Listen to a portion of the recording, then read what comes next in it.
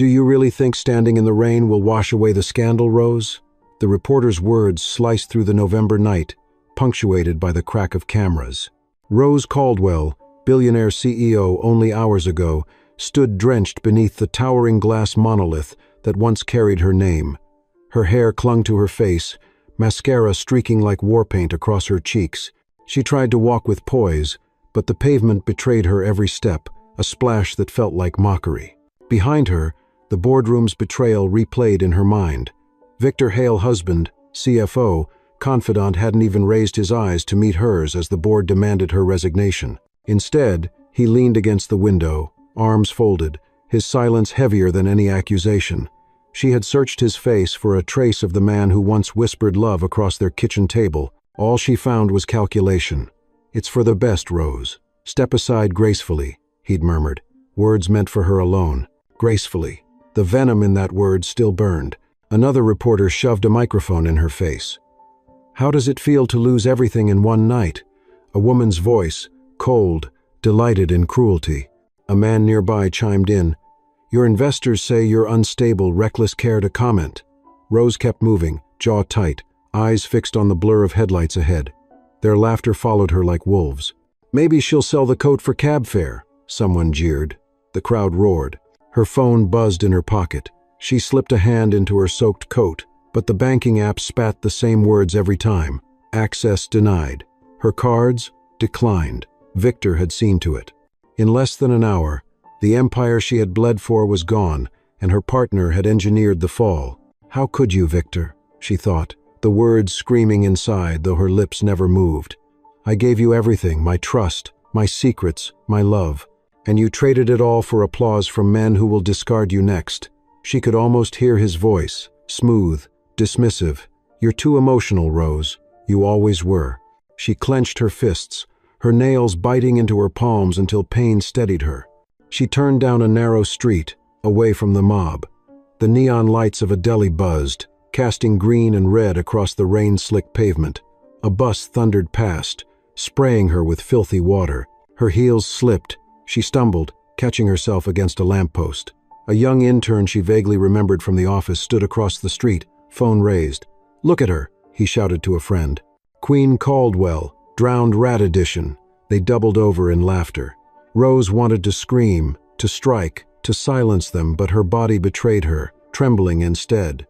She pressed on, the rain mingling with tears she refused to acknowledge. To the world she was invisible now, a fallen woman no one pitied.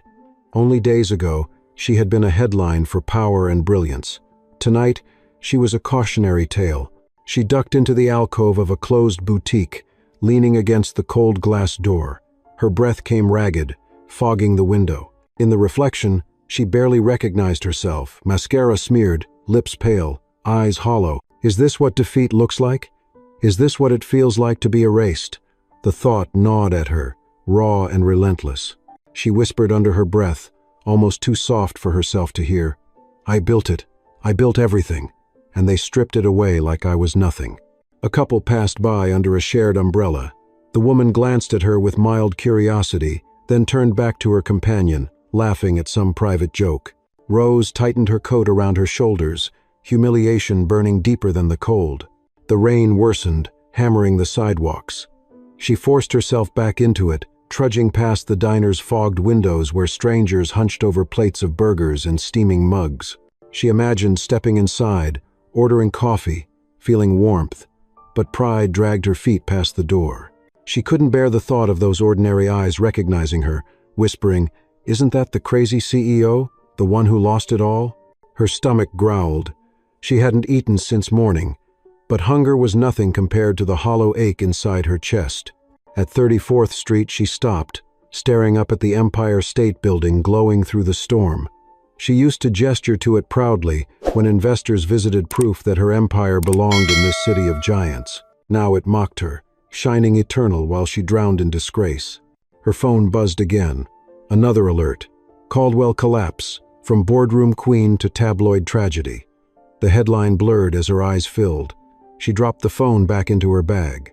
"You're not allowed to cry," she told herself. "Not here, not where they can see. Keep moving, Rose, keep moving." She stepped into the crosswalk as the light turned, cars honking around her. The rain soaked through every layer, heavy as chains. The city surged on, oblivious, as if her downfall meant nothing. And maybe it didn't. Maybe she was just one more casualty in a place that devoured the weak. But she wasn't weak. Not yet. Somewhere beneath the humiliation, beneath the betrayal, a spark of defiance flickered. It was small, fragile, nearly drowned. But it was there, and she clung to it as she disappeared into the storm, a fallen queen stripped of her throne, determined not to vanish completely. The rain had chased Rose farther uptown, her body aching with every step, until the neon glow of a small diner caught her eye. It wasn't elegant, not the kind of place she ever would have entered during her years as CEO, but its windows steamed with warmth and the smell of frying bacon seeped through the crack of the door each time someone entered. Her shoes were ruined, her hair plastered to her face, her coat a heavy rag clinging to her frame. For the first time in hours, she allowed herself to think of shelter. She pushed the door open, the bell above it chiming softly, and the hum of the city was replaced by the low murmur of late-night conversations and the hiss of a griddle. A few truck drivers hunched over coffee. A couple of teenagers laughed at a booth, their backpacks tossed carelessly on the seat. At the counter sat a man in a navy jacket with the MTA logo on the sleeve.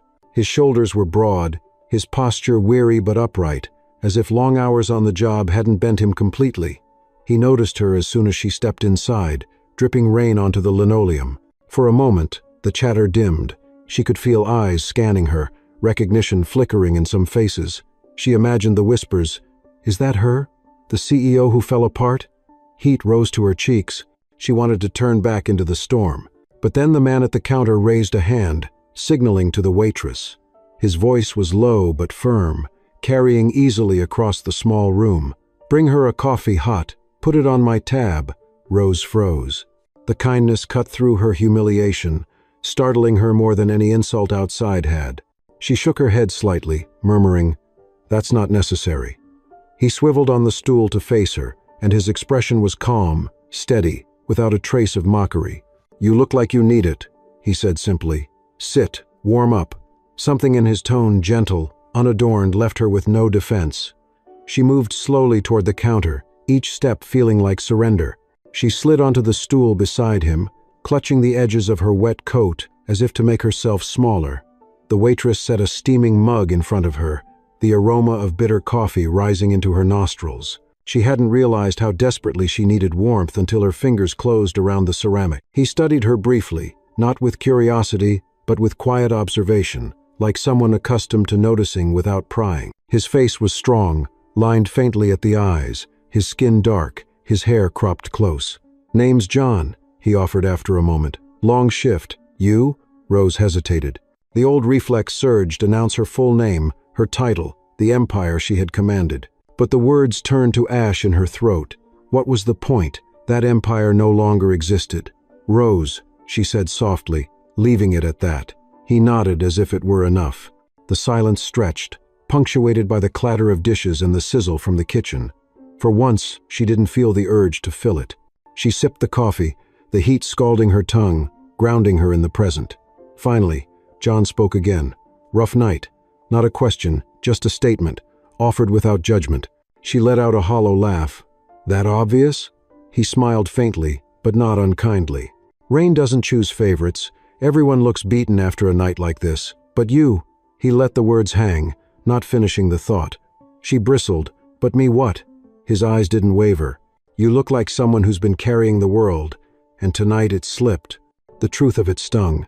She dropped her gaze to the coffee, unwilling to let him see the flicker of pain his words ignited. Carrying the world. Slipped. Yes, and it crashed down on me. And no one caught me. Not Victor, not the board, not the city. No one. She swallowed hard, forcing her voice steady. "People fall. That's life." "Yeah," John said quietly. "But sometimes someone's there to help them back up." She looked at him then, really looked. His jacket bore the wear of years, faint grease stains at the cuffs. His hands were calloused, the nails short and uneven, not manicured like the men she had negotiated with for decades. Yet there was dignity in the way he sat, in the patience of his gaze. He wasn't asking for her story, wasn't fishing for scandal. He was simply present, That presence unnerved her more than cruelty.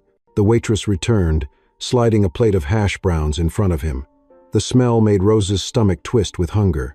She realized she hadn't eaten since dawn, but pride stopped her from ordering.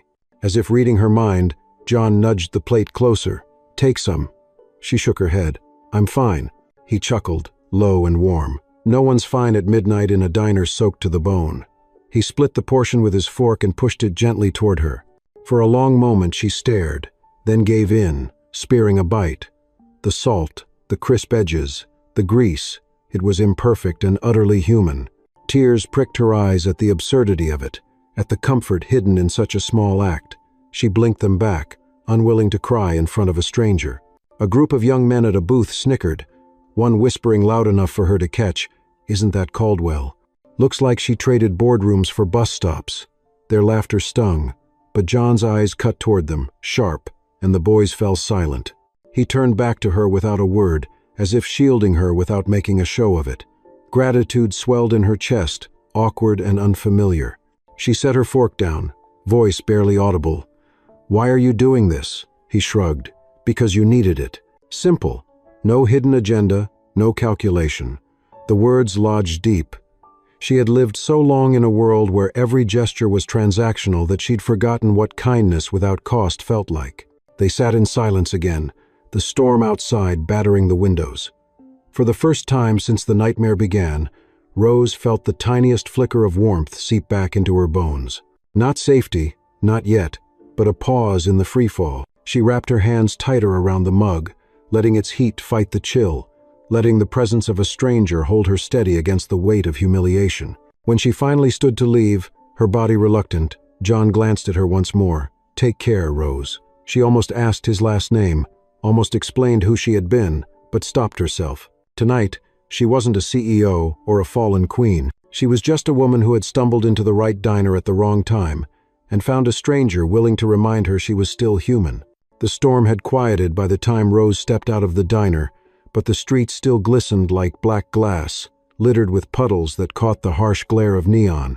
She pulled her coat tighter, though it was useless, soaked through and heavy, and glanced once at the man who had given her warmth when she had nothing else. John had lingered at the counter, finishing his plate of hash browns. For a moment she thought she could slip out without another word, retreat back into anonymity, but his voice followed her as the bell above the door jingled. "Hold on, Rose." She turned reluctantly, one hand still on the door, the other clutching her ruined handbag like armor. His eyes were calm, steady in a way that unnerved her. "You don't have to wander like this," he said. "There's a place where you'd be welcome." She forced a small, brittle laugh. "I don't think anywhere wants me right now." "Bridge House does," he answered simply. "Community center in Harlem.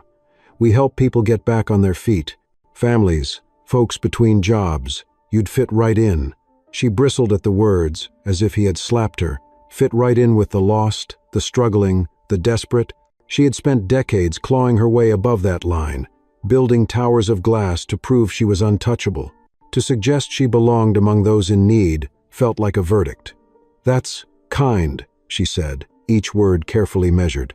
"But not my world."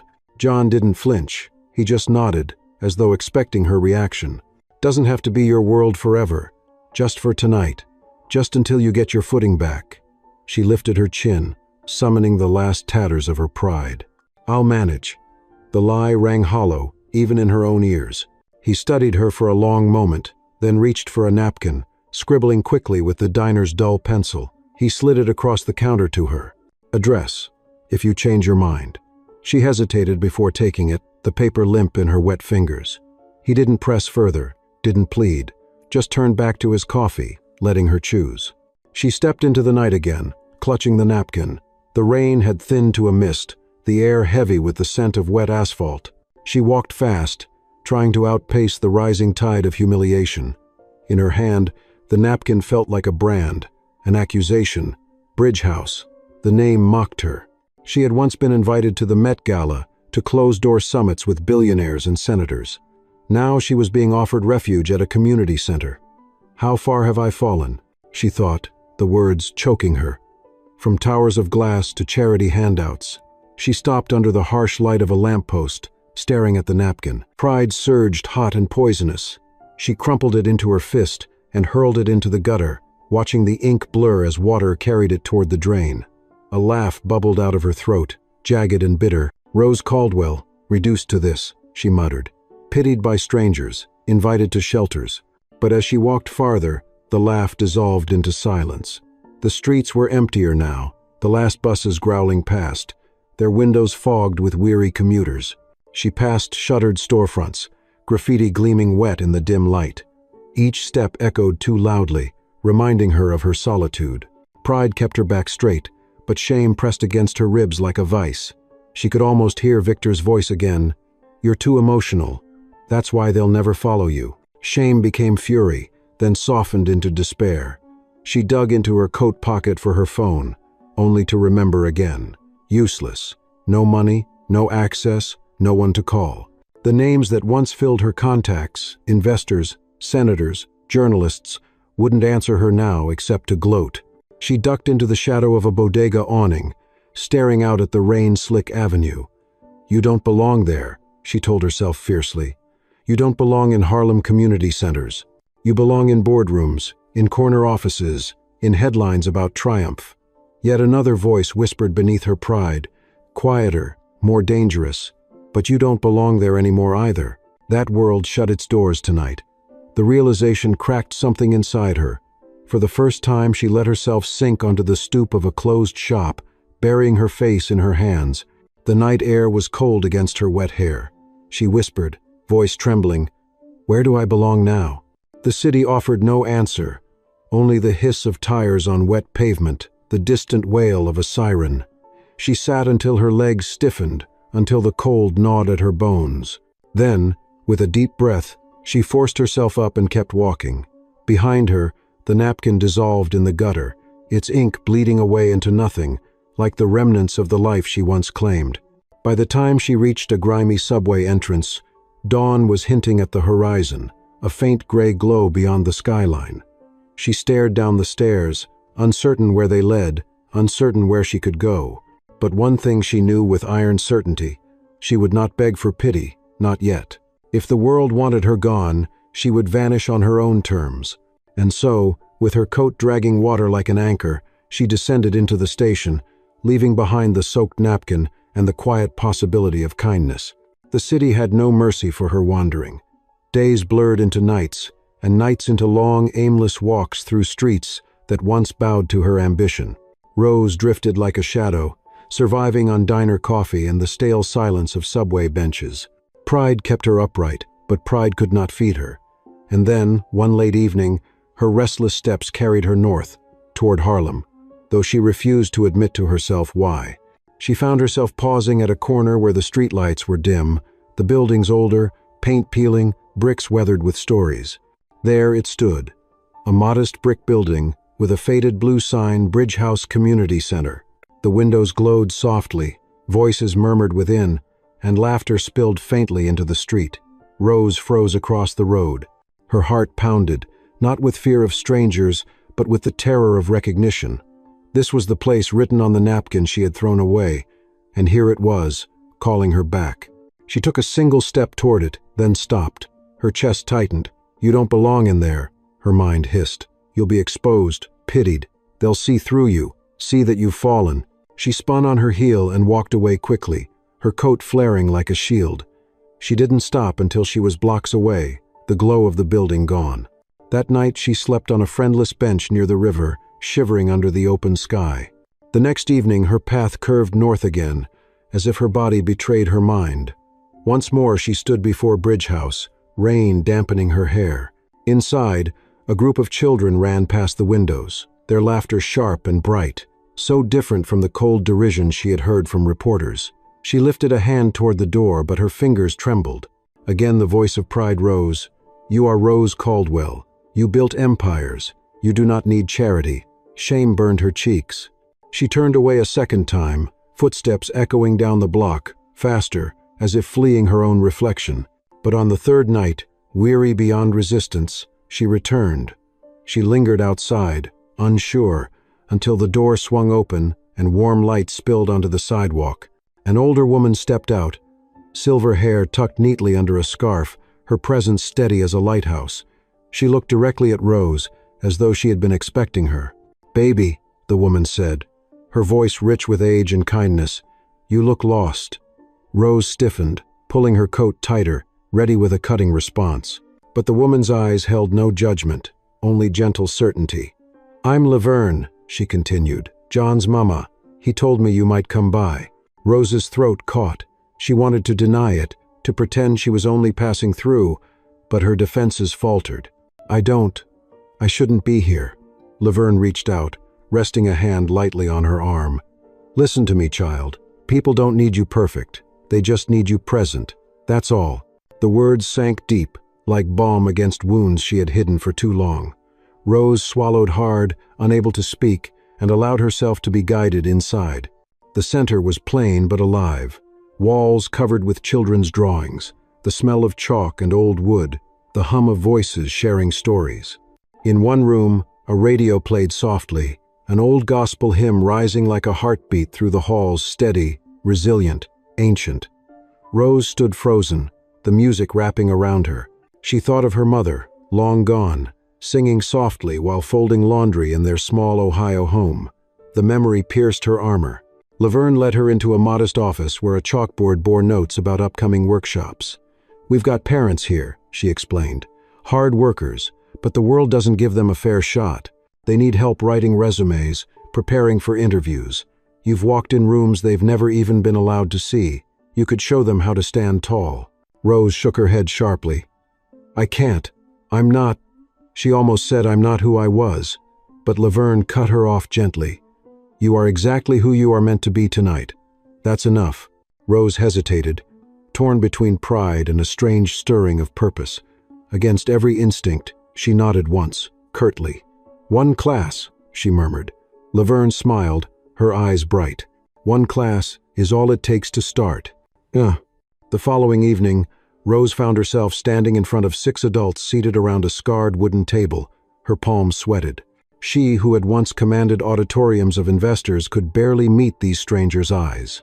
They waited patiently, their pens poised. Rose cleared her throat, voice brittle. "Resumes," she began, "aren't just lists. They're stories. Stories about why you matter." The words surprised her. They felt raw, personal. As she spoke, the faces before her softened. A man in a janitor's uniform raised his hand, asking how to explain years of gaps. A woman with tired eyes asked if employers cared about volunteer work. Rose found herself answering with care she hadn't known she possessed. For 90 minutes she spoke, stumbled, then found her rhythm. She showed them how to phrase, how to stand, how to believe that what they carried was worthy.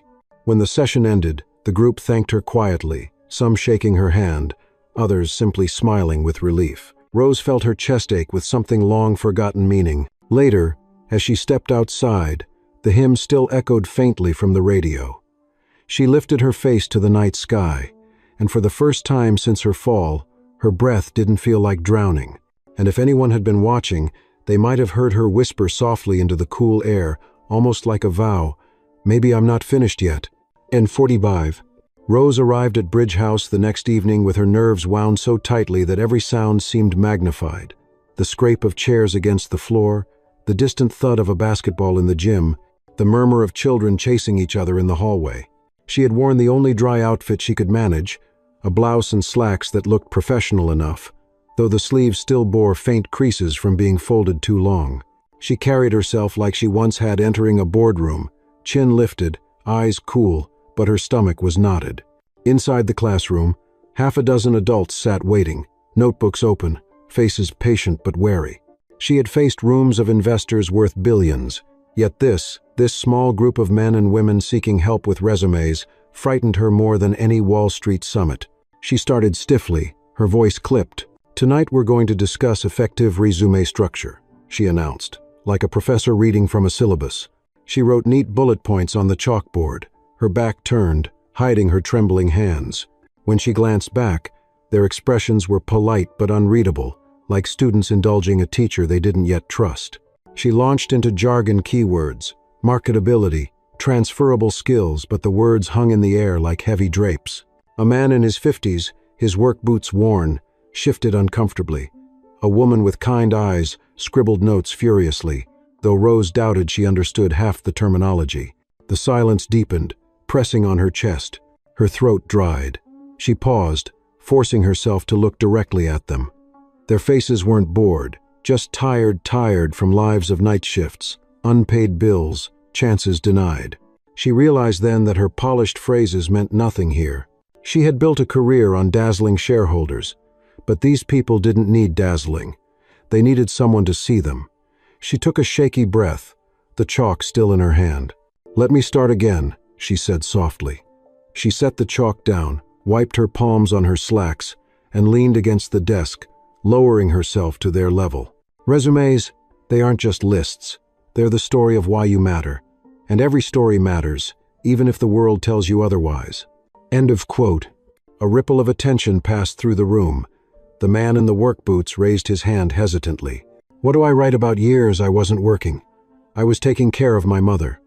Rose's instinct was to answer with a corporate cliché, but something stopped her. She thought of the nights she had cared for her father when his health failed, the years before her empire. She nodded. "Then you write that. You call it what it is: commitment, caregiving, responsibility. That's work, and don't let anyone tell you different." His shoulders eased, the tension in his jaw loosening. The woman with the kind eyes spoke next. "I volunteered at my church daycare for years, but I never got paid. Does that count?" Rose leaned forward. "It counts. It shows leadership, patience, dedication. You put that on the page." For the first time, the woman smiled, faint but real. The questions came slowly at first, then more freely.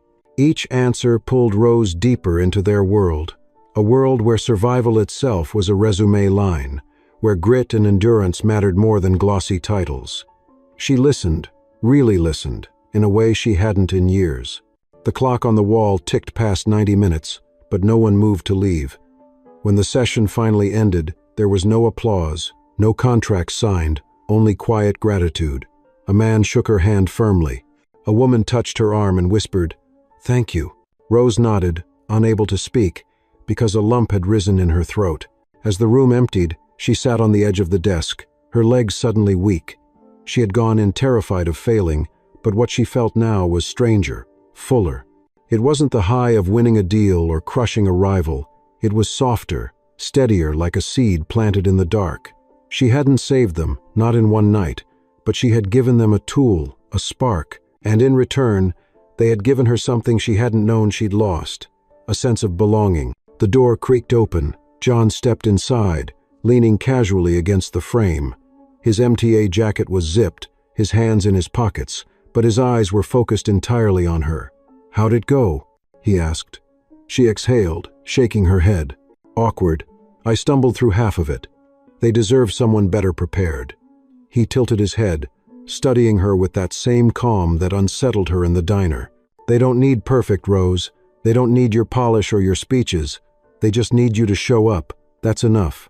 The words landed like an anchor and a lifeline all at once. Just show up. All her life she had measured worth by perfection, by flawless performance. Now a bus driver, a stranger, was telling her that presence was enough. She wanted to reject it, to insist that perfection was the only currency she understood.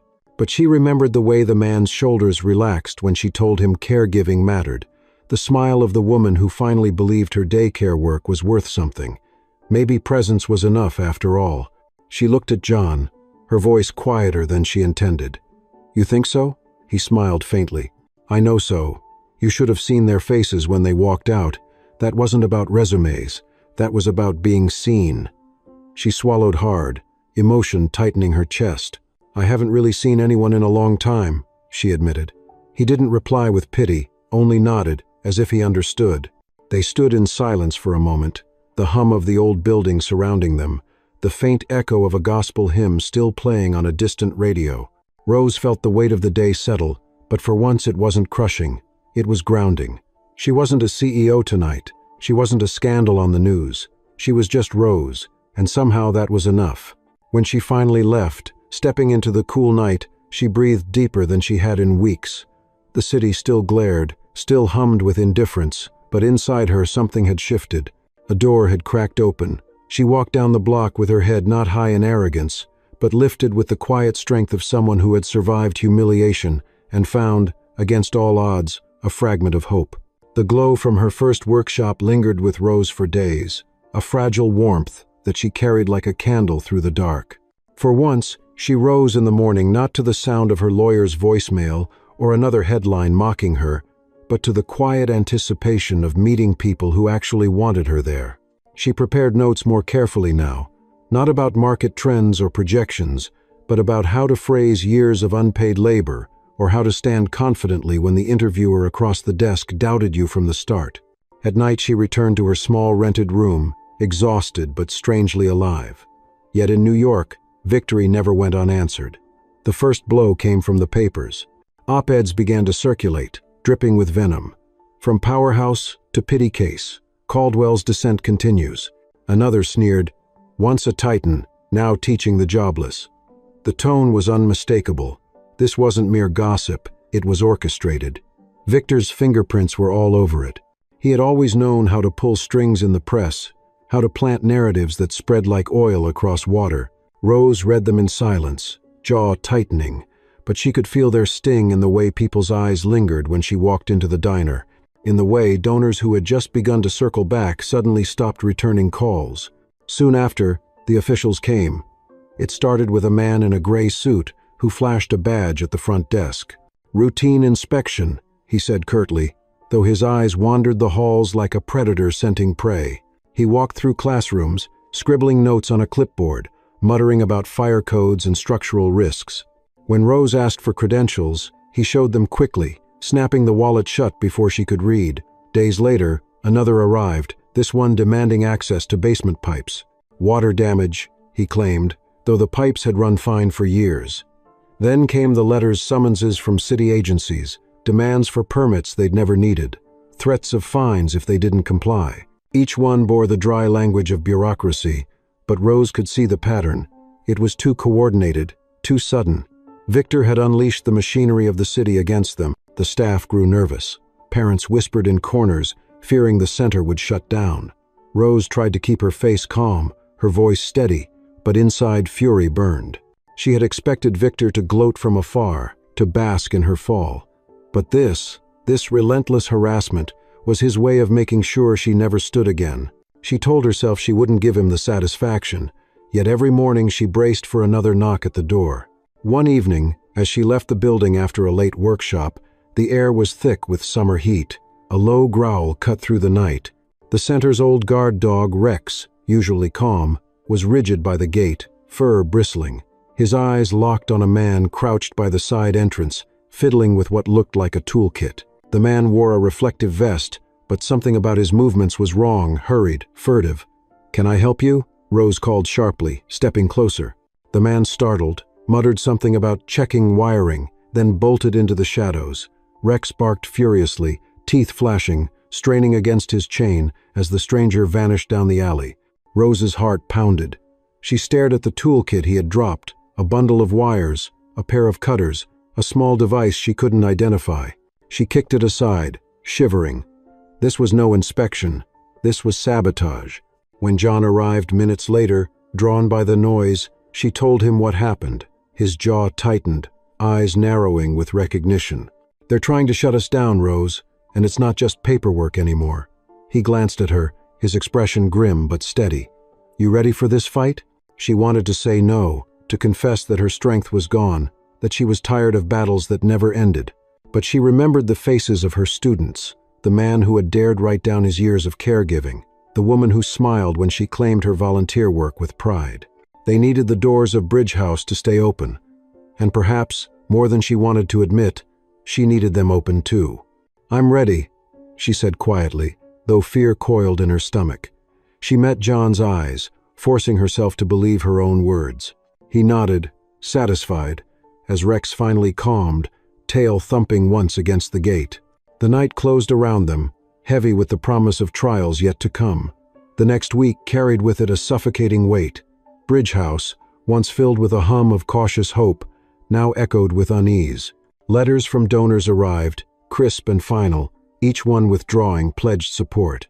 "In light of recent developments," one read, as if Rose herself were a development rather than a human being.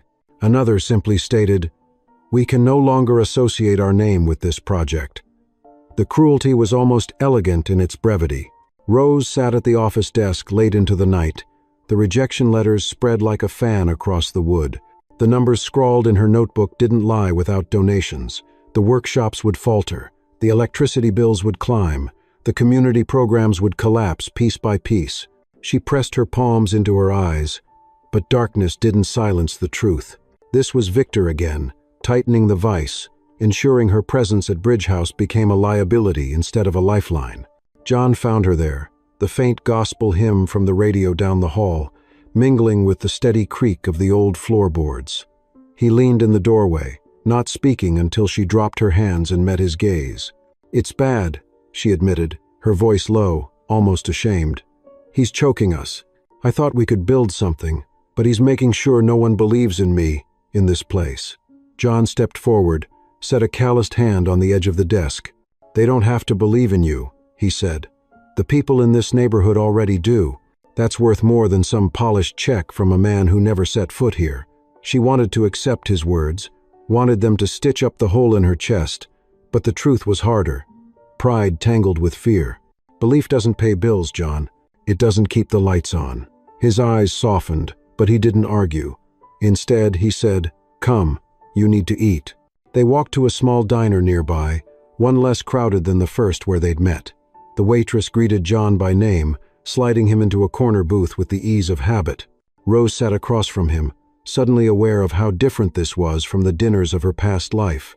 There were no sommeliers, no crisp tablecloths, no billion-dollar negotiations simmering under casual laughter, just chipped mugs, laminated menus, and the smell of fried chicken. She should have felt diminished, but instead there was something oddly human in the ordinariness. They ate slowly. John ordered meatloaf. Rose a bowl of soup she barely touched.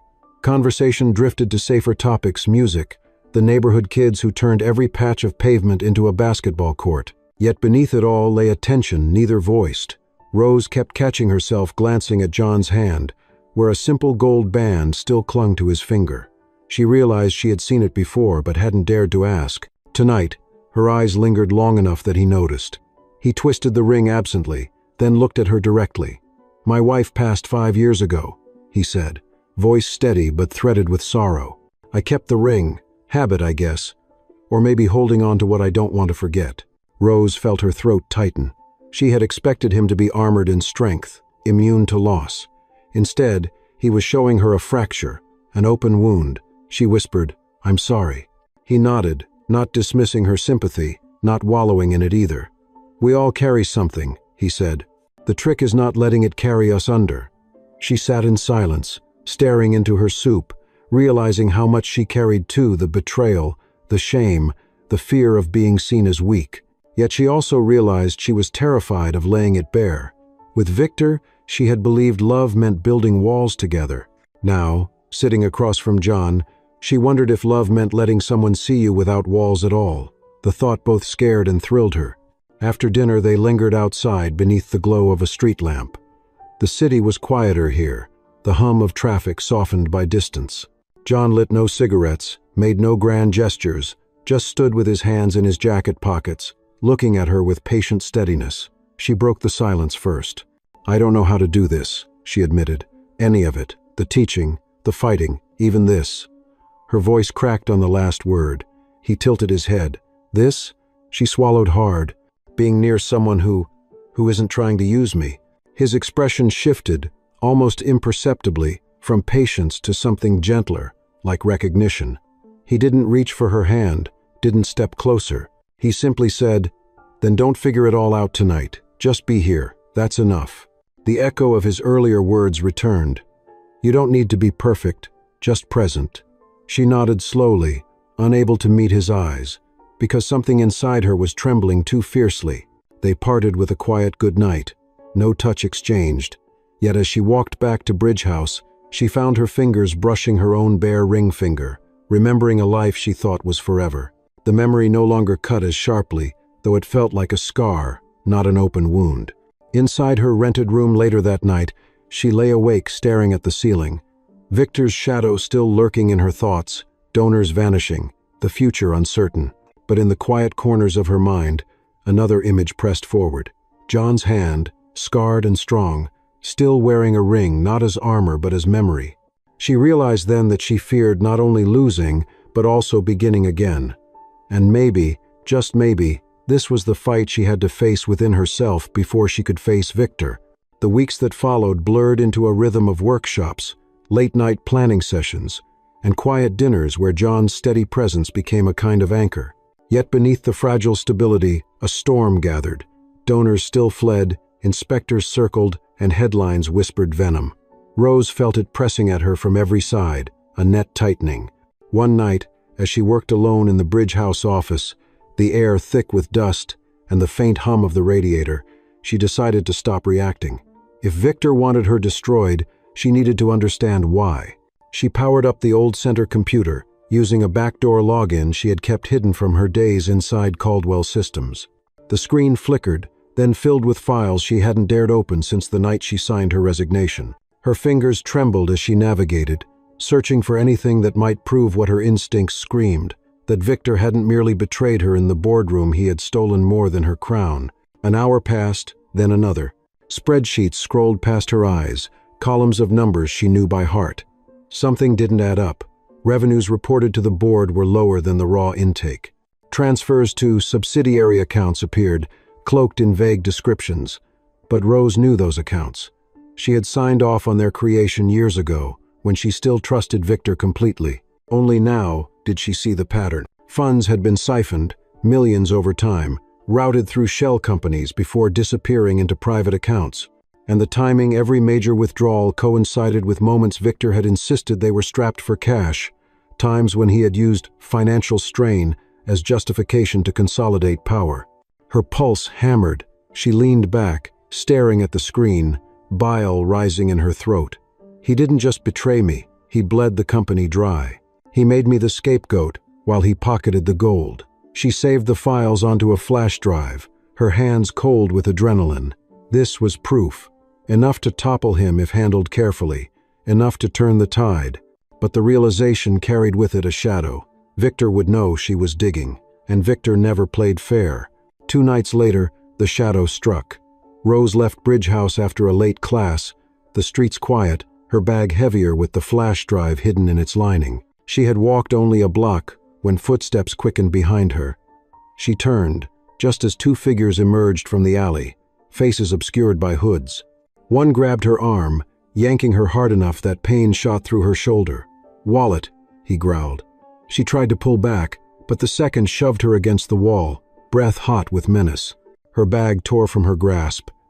Panic flared not for her money, but for the drive inside. "Give it back," she cried, voice breaking with desperation. The first man sneered. "Lady, you're not in charge anymore." He raised his fist. Before the blow could land, a bark shattered the night. Rex, the Bridge House dog, lunged from the shadows, teeth bared, snarling like a beast possessed. The men cursed, stumbling back. One swung at the animal with his foot, but Rex snapped, forcing him to retreat. In the chaos, John appeared, sprinting from the corner, eyes blazing. "Rose!" he shouted, charging forward. The attackers fled into the dark, dropping the bag in their haste. Rose clutched it to her chest, shaking. John caught her arm, steadying her. "Are you hurt?" She shook her head, though her body trembled uncontrollably. "The drive," she whispered, her fingers fumbling inside the bag until she felt the small device still there. Relief made her knees weak. John guided her back inside the center. Rex pacing beside them, growl still low in his throat. In the office, with the door locked, Rose explained in fragments, her voice tight with fury. "It's Victor. He's been stealing. I found the records. Millions. And now he knows I know." John listened, jaw clenched, his eyes darkening with a resolve she had come to recognize. "Then he's scared. That's why he sent them. He knows you can bring him down." She sank into the chair, burying her face in her hands. "I don't know if I can. He owns the media, the board, half the city.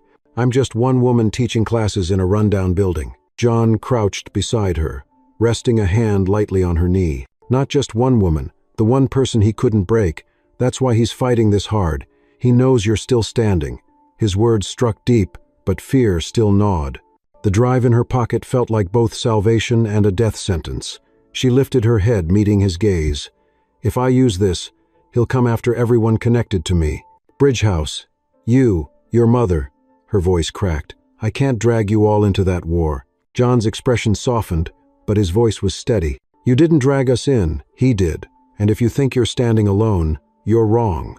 He rose, his presence filling the room, not with bravado but with a quiet certainty that felt unshakable. We'll face him together. Rose stared at him, torn between terror and a flicker of hope. For the first time, the battlefield didn't feel like hers alone. Yet even as warmth stirred, she knew Victor would not relent.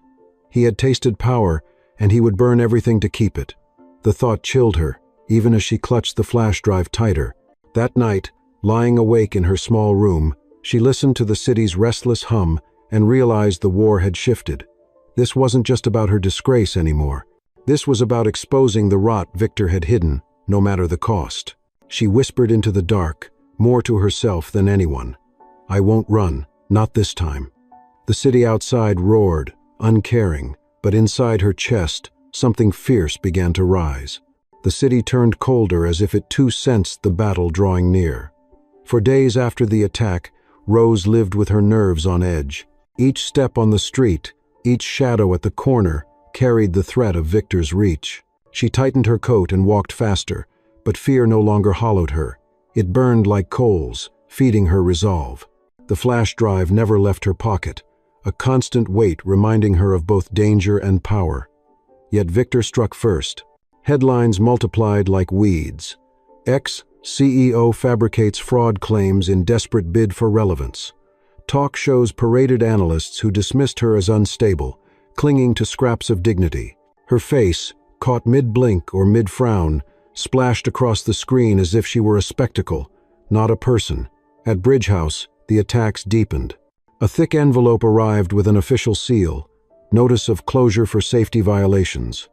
The staff panicked, parents whispering that the center would be shut within the week. Rose read the papers, recognizing the careful fingerprints of Victor's influence, each citation a fabrication. She wanted to scream, to tear the letter apart, but she stood before the volunteers and spoke with a steadiness she did not feel. We will fight this, she said. We won't let them shut our doors. That night, John found her pacing in the empty classroom, fury crackling in her every movement. He's not just trying to silence me, she spat. He's trying to strangle this place, to crush the only good thing I've managed to hold on to. John stepped forward, his hand warm on her shoulder. Then we don't let him. He thinks power means money and headlines. He's never met the strength of a community that refuses to bow. Rose wanted to believe him, but the numbers, the threats, the endless harassment pressed hard. What if I can't win? She whispered, her voice breaking. John shook his head firmly. Then we stand anyway, because standing matters more than winning. The following days tested her more than any boardroom war. City officials arrived in packs, flashing clipboards and citations, demanding evacuation drills, threatening fines. Each time, Rose confronted them, head-on, voice sharp, demanding proof, exposing inconsistencies in their claims. Word spread through the neighborhood that she was fighting for Bridgehouse, and slowly, people began to gather.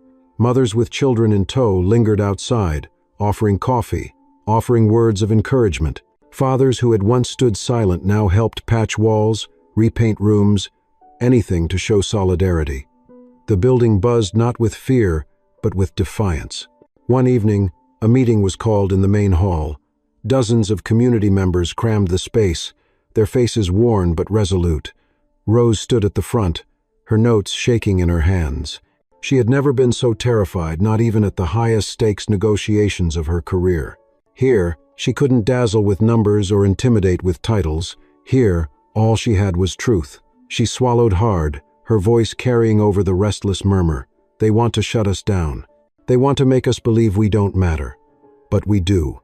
Every child who learns here, every parent who finds a job, every life lifted, it matters. And if they take this place, they take hope from all of us. I won't let them. Not again. Not without a fight. A hush fell, then a roar of applause swelled, not polite but raw, born of survival. For the first time since her fall, Rose felt what it meant to lead without titles or wealth, only conviction. John watched from the side, pride shining in his eyes, though he said nothing. His presence alone steadied her. But Victor struck harder. The next morning, news vans swarmed the block. Anchors shouted into cameras, branding Bridge House a front for fraud. Reporters pushed microphones at parents, demanding comment. One mother shouted back, "She's the only one who's ever helped us." The tension ignited, police sirens wailing as the crowd grew restless. Rose stood on the steps, flanked by John and Laverne, her chest tight but her voice firm. "We have nothing to hide. This center is open to all. The only fraud is the man trying to destroy us." The cameras caught it, her defiance crackling through the airwaves. That night, she sat alone in her room, exhaustion clawing at her bones. She pulled the flash drive from her pocket, staring at its dull metal surface. This was her weapon, the truth sharp enough to cut Victor down. But wielding it meant risking everything: Bridge House, John, the fragile hope she had built. Her fear was no longer of losing. It was of dragging others into the fire with her. Her phone buzzed. A text from John. "We stand with you, always." She closed her eyes, gripping the drive tight. For the first time, she realized she wasn't fighting to reclaim her old life. She was fighting for a new one, born in the cracks of betrayal and lit by the stubborn flame of community. And as the city roared outside, she knew the clash ahead would break something. Victor, or her, or both. The city awoke to a storm of voices, not from the skies this time, but from newsrooms and streets alike. Rose had spent the night with the flash drive clutched in her palm, weighing it like a stone that could either crush her or build a foundation. By dawn, her decision was made. If Victor wanted to bury her in lies, she would bury him in truth. She walked into Bridge House that morning with a steel in her spine, the fear replaced by clarity. John was waiting in the hall, his eyes searching hers. She held up the drive. "It's time," she said simply. Together they arranged a press conference, not in a gilded hotel ballroom, but on the front steps of Bridge House. The irony wasn't lost on her once she had addressed the world from skyscrapers, now from cracked concrete. But perhaps this was the point. She was no longer selling an empire. She was defending something real. Cameras clustered like vultures, reporters jostling for position, microphones thrust forward. Parents and students stood in the background, their faces solemn, their presence a shield. Rose stepped up, the morning sun glinting off wet pavement. Her heart thundered, but her voice carried strong. "For months," she began, "my name has been dragged through mud. They called me unstable, reckless, unfit. But the truth isn't what Victor Hale and his allies have told you. The truth is here." She held up the flash drive, the cameras zooming in. "These are records from Caldwell Systems, millions siphoned through shell accounts, money stolen while I was framed for mismanagement. This is the betrayal, not mine, but his." Gasps rippled through the crowd. Reporters shouted questions, voices colliding in a frenzy. Rose pressed on, her tone like steel. "He thought he could erase me. He thought he could silence a community by crushing me under lies. But we are not silent. We will not be erased." She stepped back, the words still vibrating in the air. For a heartbeat, hope surged, then the counterstrike fell. A black SUV pulled up, sleek and ominous. Out stepped Victor himself, immaculate in a tailored suit, every detail calculated for the cameras. His smile was razor thin, his voice smooth as oil. "My poor wife," he said into the nearest microphone, "still chasing ghosts, inventing conspiracies. It breaks my heart to see her like this." His gaze met hers, cold and triumphant, daring her to falter. He held up a thick folder. "These are psychiatric evaluations, proof of her instability, proof she's unfit to be trusted with anything: money, responsibility, even the welfare of those she claims to help." He handed copies to the press, and suddenly headlines were rewriting themselves in real time. Rose's breath caught, fury and dread colliding. She knew Victor's tactics. He was ruthless enough to fabricate anything. Yet the crowd wavered, reporters hungry for scandal sniffing at the bait. She forced herself forward, voice sharp as a blade. "Don't believe a word. This man stole millions and hides behind lies. If you want proof, look at the numbers I've given you. Numbers don't lie." Victor laughed, a sound that grated like broken glass. "Numbers can be twisted, Rose. And who here would believe the story of a disgraced woman over a respected CFO? The scene spiraled into chaos. Reporters shouted, cameras flashed, parents shouted back at Victor, defending Rose. One mother raised her child onto her hip and yelled, "She helped me get my first job in years. She's the only one who showed up." The crowd surged with emotion, the line between press and community blurring into a storm. John moved to Rose's side, his presence solid as stone. He whispered, low enough only for her to hear, "Stand tall. Don't let him take your voice again." Rose's chest heaved, rage and resolve fusing. She stepped forward until she stood toe-to-toe with Victor, the cameras capturing every breath. "You can smear me all you want," she declared, "but you cannot bury the truth. You think power means silencing the weak. I've seen real power now, and it looks nothing like you. It looks like a community standing together. It looks like people refusing to bow." Her words cut through the noise, a defiance too raw to be rehearsed. Victor's mask slipped for a fraction of a second, anger flashing beneath the polish. He leaned closer, his whisper venomous, meant for her alone. "If you think this ends here, you're a fool." She met his eyes, unflinching. "No, Victor, it ends when the truth burns you down." Police arrived to push back the crowd, the scene boiling over. Reporters clamored for statements, their feeds lived to millions. Rose stood firm, her chest pounding, her hands trembling only when she knew no one was watching. She had thrown her gauntlet down in the open, and now the war was no longer whispers in boardrooms or shadows in alleys. It was public, brutal, and unstoppable. That night, exhaustion sank into her bones, but she couldn't sleep. She sat in her small room, staring at the flash drive on the table, its light blinking like a pulse. She knew Victor would escalate. He had money, allies, influence. He would strike harder, dirtier. But for the first time, she wasn't afraid of standing in the fire. She was afraid only of what would happen if she didn't. In the quiet dark, she whispered a vow, not to herself, not even to John, but to the city that had watched her rise and fall. "I will not let him win." The night answered only with sirens in the distance, but inside her chest, the fire burned brighter than it ever had in the boardrooms of glass. The days following the press conference were like standing in the eye of a storm, silent for a moment before the winds returned with a vengeance.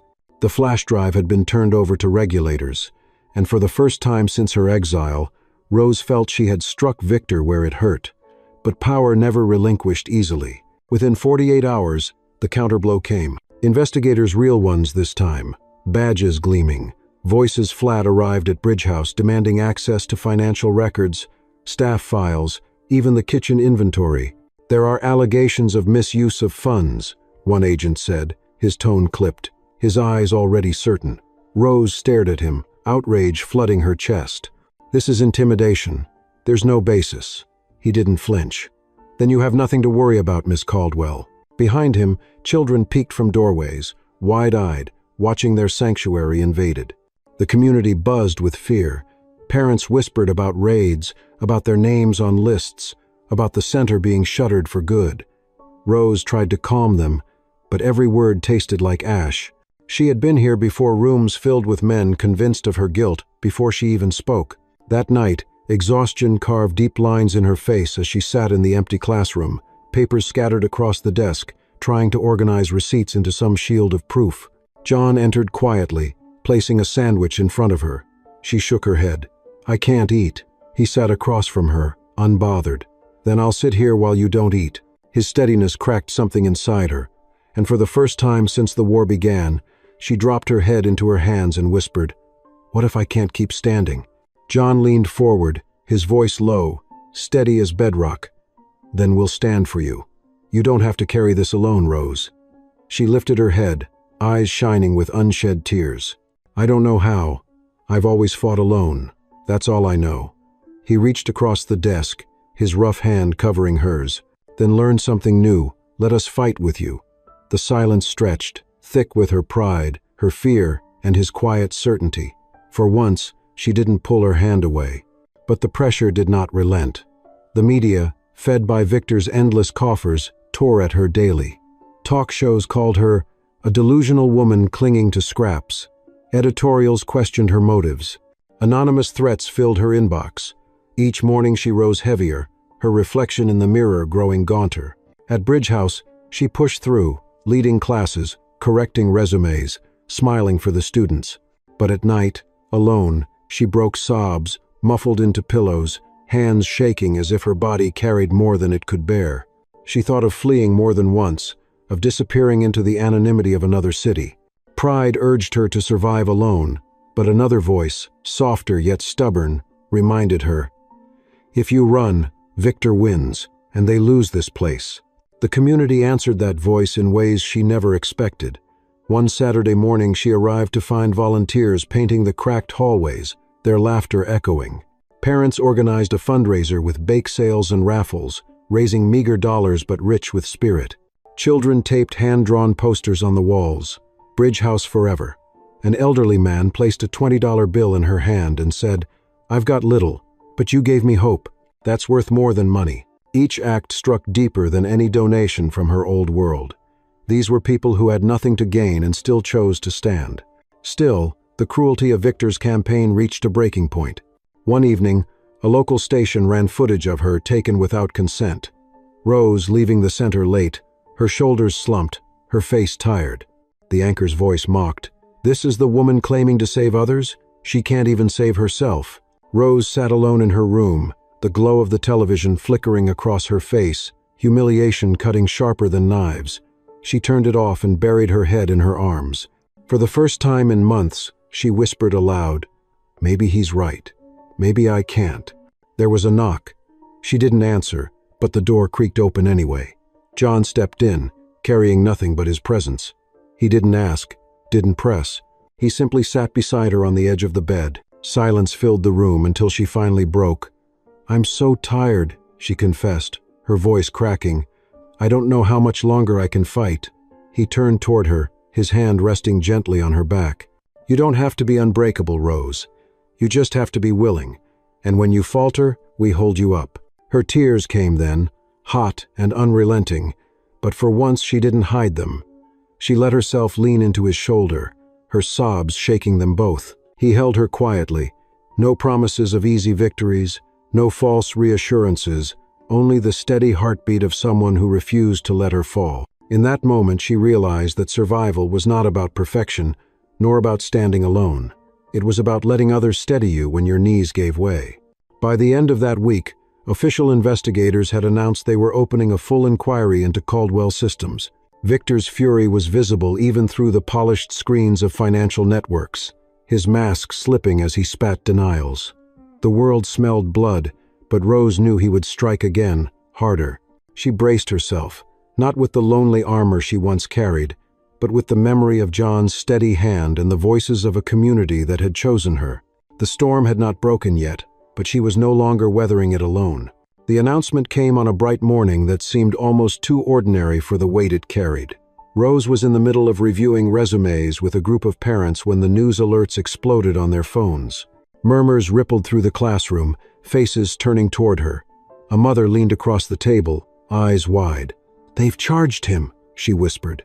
Rose's hand stilled, pen frozen above the paper. She grabbed the nearest phone and scanned the headline, "Victor Hale indicted on multiple counts of fraud and embezzlement." The words blurred for a moment as her breath caught, and then the classroom erupted in gasps, laughter, and applause. The mothers and fathers she had been guiding for weeks clapped her shoulders, their voices rising in triumph. Rose sat stunned, the pen still in her hand, a single thought pounding in her chest. It's over. It's finally over. The evidence she had unearthed was undeniable.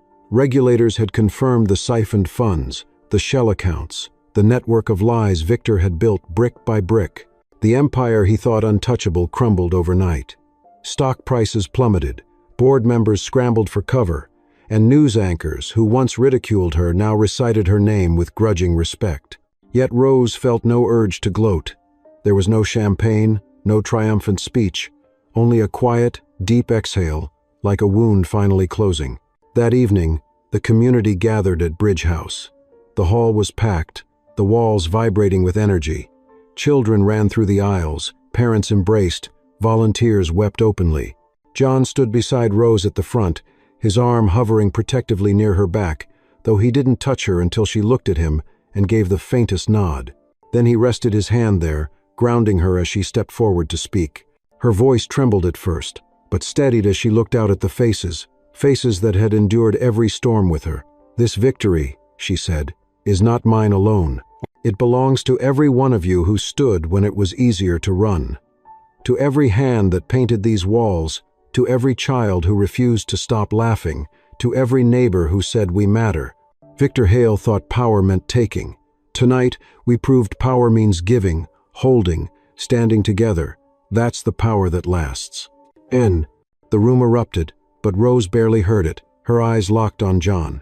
His smile wasn't wide, but it was real, carved with the weight of everything they had survived. Later, when the hall emptied, they lingered in the quiet. She looked at him, her chest tight with something both terrifying and freeing. "I thought victory would feel like revenge," she confessed. "But it doesn't. It feels like coming home." John nodded slowly. "Maybe that's because this was never about him. It was about you finding who you were meant to be." They walked outside together, the night air cool against their faces.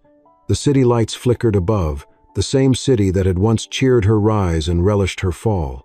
Now, it seemed to breathe with her again. They sat on the steps, shoulder to shoulder, silence stretching comfortably. Rose glanced down at his hand, the simple gold band still on his finger. Tentatively, she touched it. "You still wear it," she said softly. John looked down, his expression shadowed with memory. "It reminds me of love that shaped me, loss that made me. It's not about holding on anymore, it's about remembering." He turned his hand, lacing his fingers with hers, and being ready when something new comes along. Her breath caught, but she didn't pull away. Instead, she let the warmth of his hand seep into hers, anchoring her in a way no skyscraper or fortune ever had. She realized then that love didn't demand perfection, didn't come gilded with power. It came in the quiet moments, the steady presence, the choice to stand with someone when the world tried to knock them down. Weeks later, headlines had moved on, but Bridge House thrived. Classes expanded, new donors, real ones, honest ones offered support.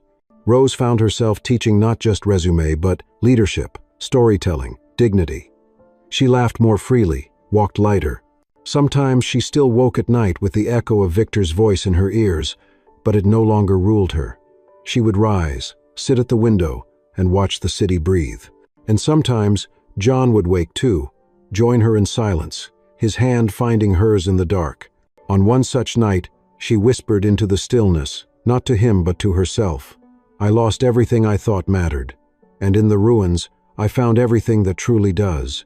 She turned, saw John's quiet smile, and knew the words had not been wasted. Rose Caldwell's empire of glass was gone, but in its place stood something stronger, a community that believed, a man who stayed, and a woman who finally understood that power was not about standing alone at the top, but about standing together, unbroken, in the storm.